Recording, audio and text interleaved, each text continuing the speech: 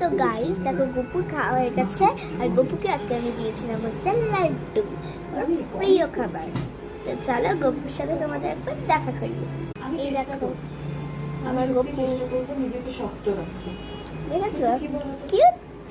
দেখো আমি কিন্তু গপুর ড্রেসটা খুলিয়ে দিয়েছি, এই যে ড্রেস খুলিয়ে দিয়েছি, দিয়ে মাথার কাছে রেখে দিয়েছি, সকালবেলা উঠে আবার পরিয়ে দেবো।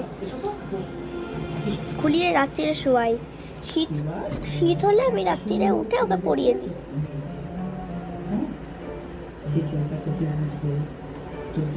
দেখো